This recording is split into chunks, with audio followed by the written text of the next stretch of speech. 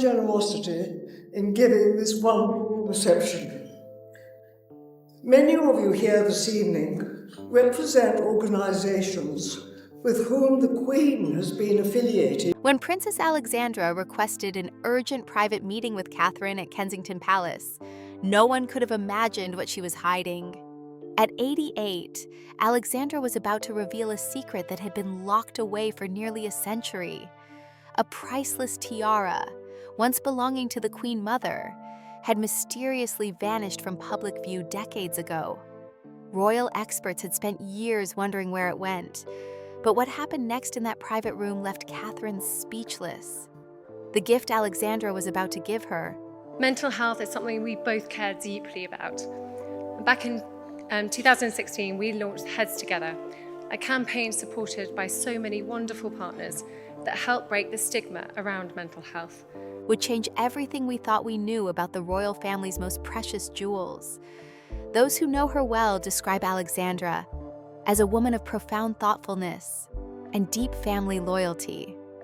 She is the Queen's cousin, the daughter of Prince George, Duke of Kent, and Princess Marina of Greece and Denmark. Throughout her life, she witnessed firsthand the evolution of the British monarchy, from her grandmother Queen Mary's era through to the present day. She knew Queen Elizabeth II not just as her sovereign, but as family, someone she grew up alongside and served beside for decades. This close relationship gave Alexandra unique insight into the values that sustained the monarchy through changing times. In recent years, as Alexandra has gradually stepped back from public duties due to her advancing age, she has spent considerable time reflecting on her family's history and the precious items that have been passed down through generations. Among her personal collection are several pieces of jewelry with remarkable provenance, including the Ogilvy tiara, which was a gift from her late husband Angus Ogilvy. The tiara, featuring interchangeable stones that can be set with pearls, turquoises, or sapphires, has been her signature piece for nearly 60 years. She wore it at countless state banquets and royal occasions, and more recently, her granddaughter Flora Ogilvy wore it for her wedding in 2021. But there was another piece in Alexandra's possession, one that held even deeper significance and had remained largely unseen by the public for decades. This tiara had connections to Queen Elizabeth, the Queen Mother, a woman Alexandra knew well and admired greatly. The Queen Mother, who passed away in 2002 at the age of 101, possessed one of the most extensive and historically important jewelry collections in the royal family. Throughout her long life, she received numerous tiaras as gifts, inherited several from Queen Mary, and acquired others through bequests from wealthy friends and admirers. Among the Queen Mother's collection was a particularly special piece that had been given to her by her father, the Earl of Strathmore, on the occasion of her marriage to the Duke of York in 1923. This was the Strathmore Rose Tiara, a delicate creation featuring wild roses crafted in diamonds. The design was deeply symbolic, as roses in the Victorian language of flowers represent all aspects of love. Made by the London jewelers Catchpole and Williams, the tiara was designed with remarkable versatility. The 5 wild rose motifs could be detached and worn separately as brooches, and sapphires could be substituted for the flowers when desired. The Queen Mother wore this tiara regularly during the 1920s and early 1930s, often styling it low on her forehead in the fashionable manner of that era. Contemporary photographs show her wearing it with the characteristic elegance that would define her style for the next 8 decades. However, as her husband unexpectedly became King George VI in 1936, following the abdication crisis, the Queen Mother gained access to far grander tiaras from the royal collection. The Strathmore Rose gradually receded from public view, though it remained one of her personal treasures. After the Queen Mother's death, the tiara passed to Queen Elizabeth II, who placed it in the royal vaults at Buckingham Palace.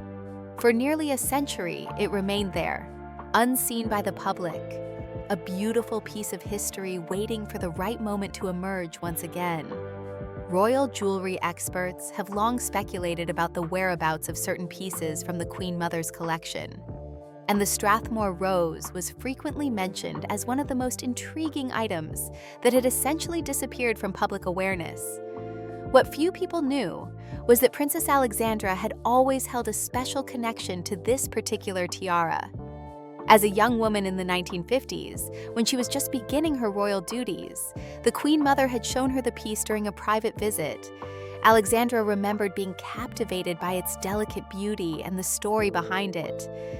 The Queen Mother spoke warmly about her father's thoughtfulness in choosing such a meaningful wedding gift, and how it represented the love and support of her family as she embarked on her new life as a member of the royal family.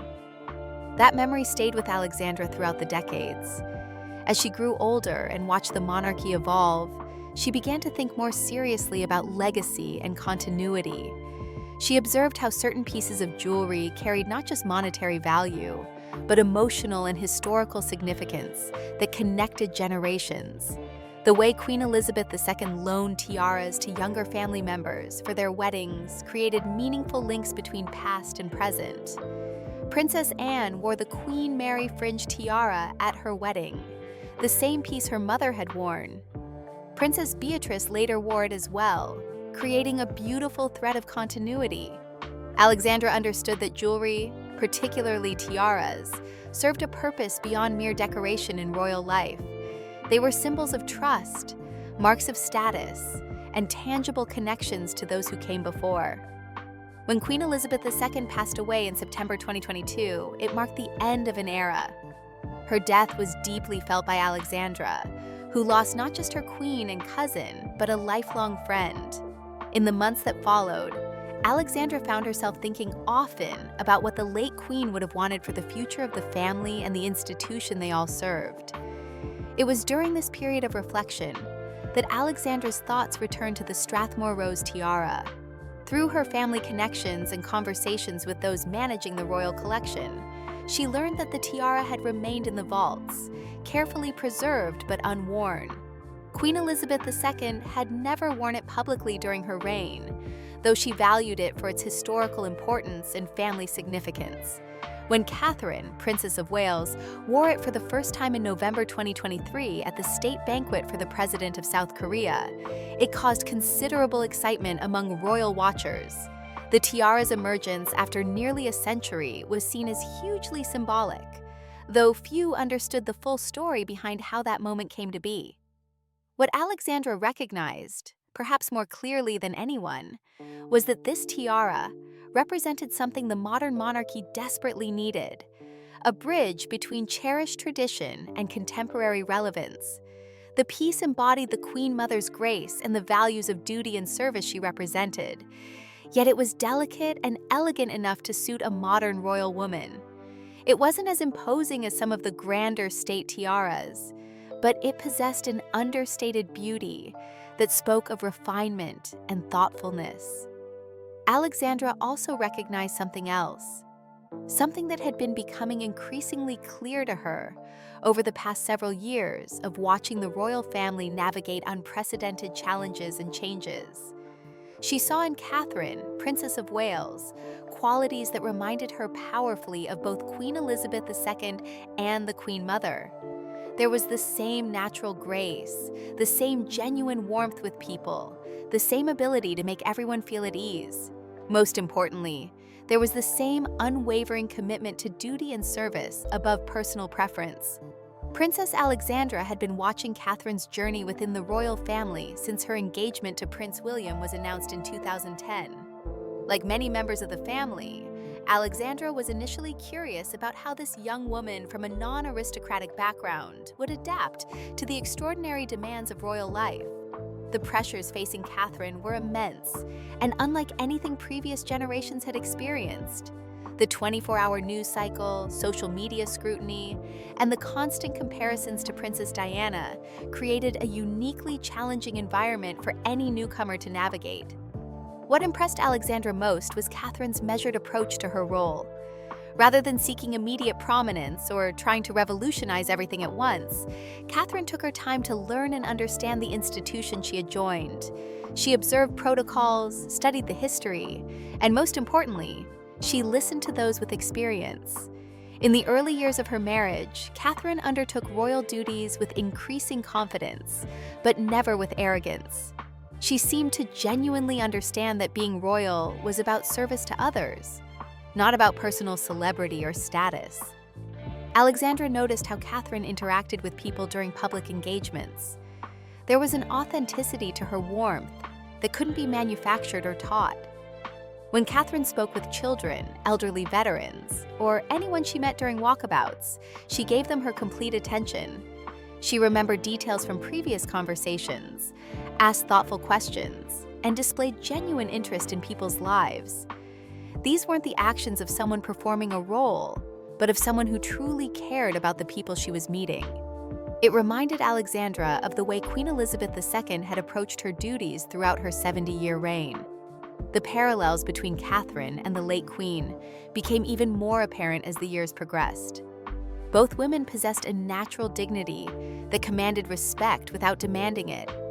Both understood the power of understatement and the importance of letting their work speak louder than their words.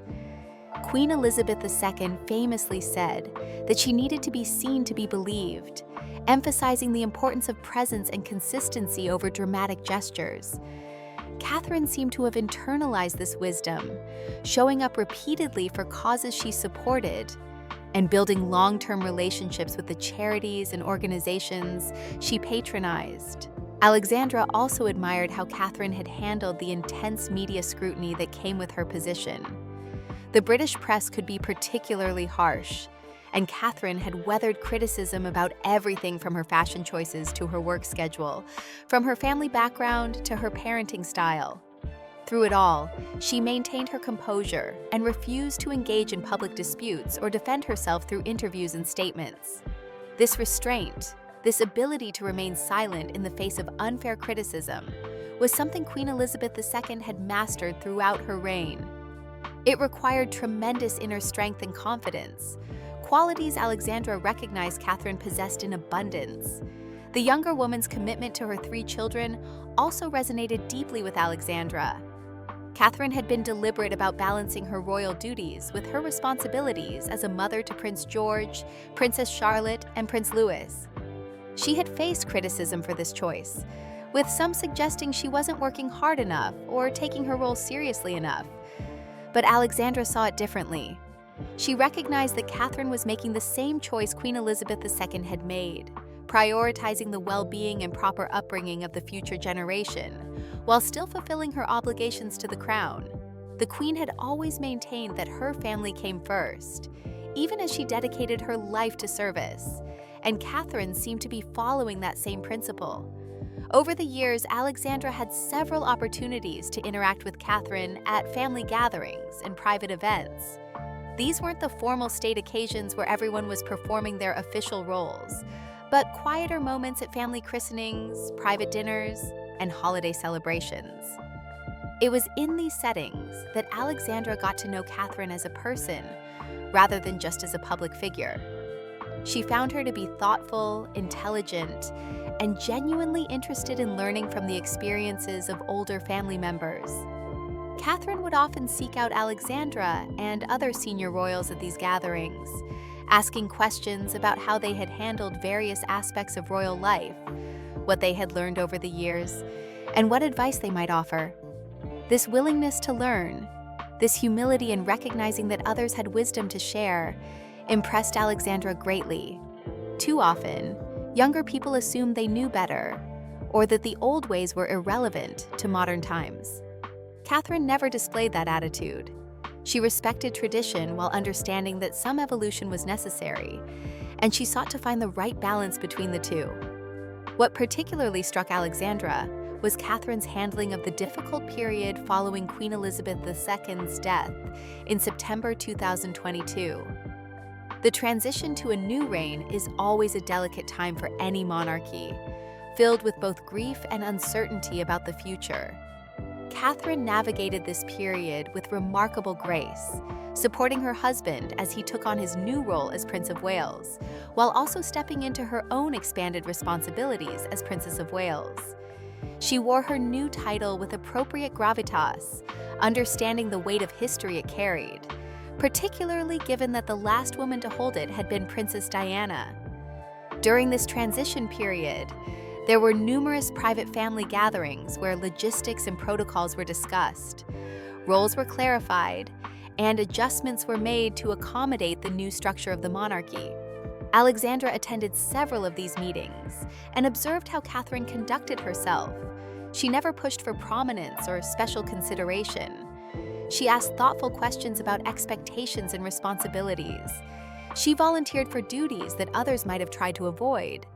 And she consistently expressed her commitment to supporting King Charles III and ensuring continuity during a time of change.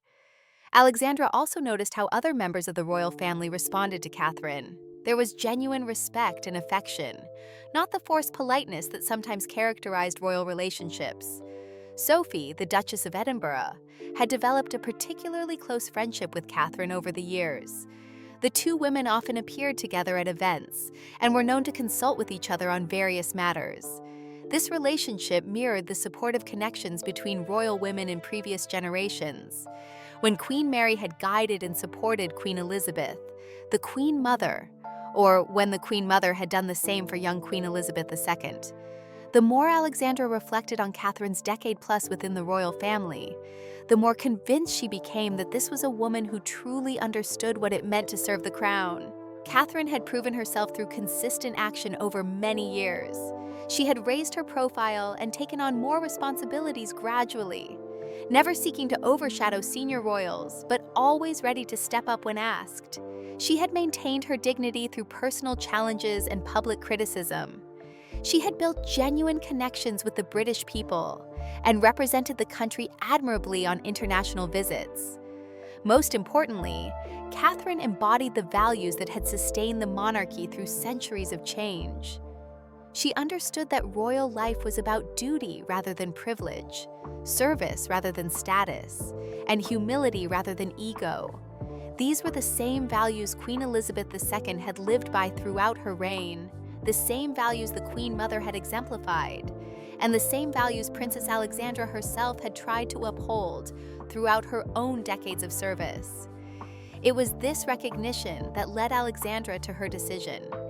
She began to envision Catherine as the rightful custodian of the Strathmore Rose tiara, not just because Catherine held the title of Princess of Wales, but because she had truly earned the trust and respect such a symbolic gift represented. The tiara had been hidden away for too long, a beautiful piece of history gathering dust when it could serve a greater purpose.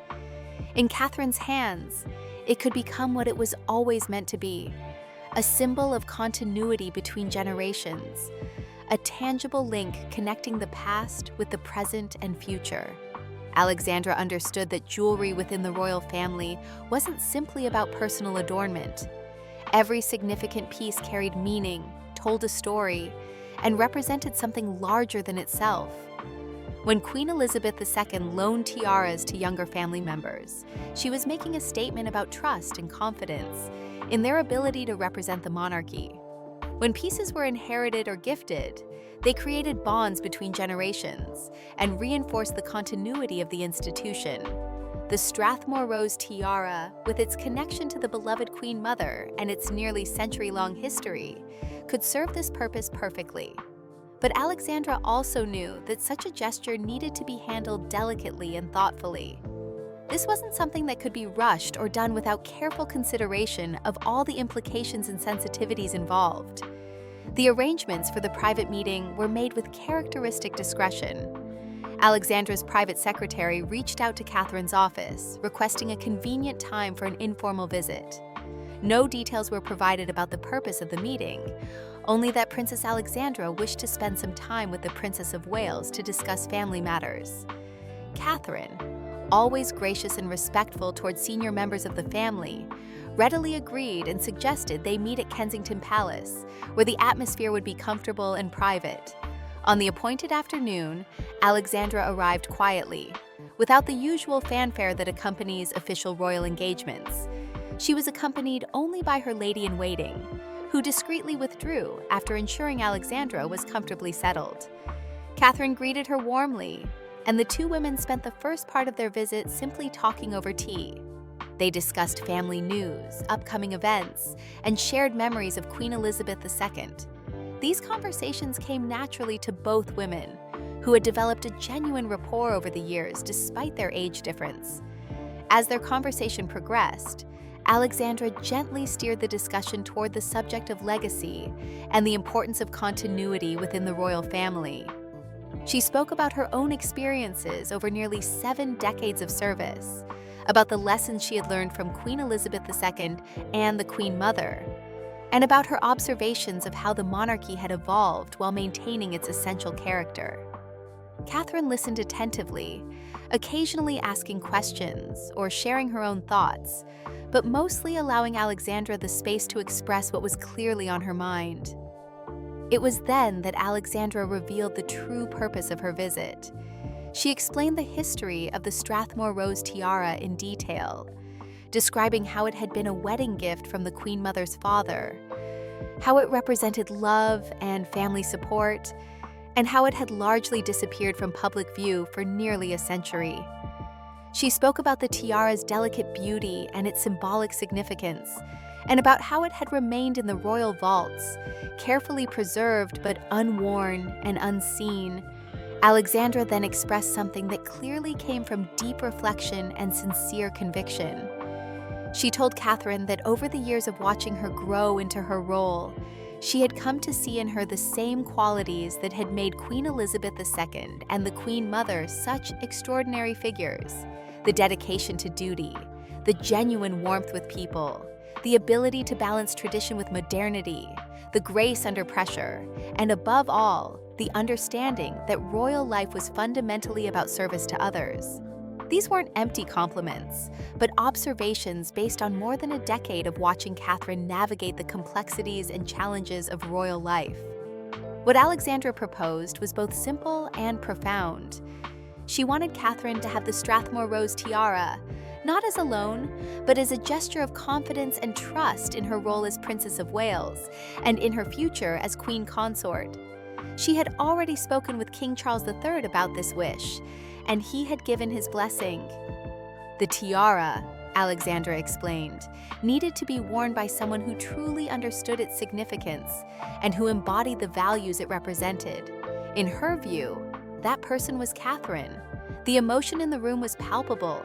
Catherine was visibly moved by Alexandra's words and the magnitude of what was being offered. This wasn't just a beautiful piece of jewelry, but a profound symbol of trust and acceptance. It represented a link to the Queen Mother, a woman Catherine had never met, but whose example she had studied and admired. It connected her to the long line of royal women who had served before her, and it represented faith in her ability to carry that legacy forward into the future. Catherine's response was characteristically gracious and humble. She expressed her deep gratitude for Alexandra's confidence in her and acknowledged the enormous responsibility that came with such a meaningful gift. She spoke about her own commitment to serving the crown and the British people, and about her determination to honor the legacy of those who had come before her, while also adapting to the needs of a modern monarchy. She promised that if she wore the tiara, she would do so with full awareness of what it represented and with respect for its history. Alexandra then presented Catherine with a leather case containing the tiara. When Catherine opened it, she saw the delicate wild roses crafted in diamonds, each petal perfectly formed, the whole piece radiating a subtle elegance that was both timeless and distinctly personal. It was smaller and more delicate than some of the grander state tiaras, but its beauty lay precisely in that refinement. This was a piece that could be worn with confidence and grace, that wouldn't overwhelm its wearer, but would complement her natural elegance. The two women spent some time examining the tiara together, with Alexandra pointing out particular details and sharing stories about the Queen Mother wearing it in the 1920s and early 1930s. She explained how the rose motifs could be detached and worn as brooches, demonstrating the versatility that had been built into its original design. She mentioned that sapphires could be substituted for the diamond flowers, though the original setting was perhaps the most beautiful and historically significant. As their meeting drew to a close, Alexandra emphasized one final point: This gift was given freely and without expectation, but with hope. Hope that Catherine would wear the tiara when the occasion felt right, that she would appreciate its history and beauty, and that she would eventually pass it on to the next generation when the time came. The Strathmore Rose tiara, Alexandra suggested, could become part of Catherine's own legacy, a piece that future historians would associate with her just as strongly as they did with the Queen Mother. The two women embraced warmly before Alexandra departed, both understanding that something significant had just occurred. This private exchange, away from cameras and public scrutiny, represented the kind of genuine connection and mutual respect that sustained the royal family through generations. It was a reminder that beneath the titles and the formality, there were real relationships, real affection, and real commitment to shared values and purposes. In the weeks that followed, only a small circle of people knew about the gift. The royal family has always understood the value of discretion, and this was not something that required public announcement or fanfare.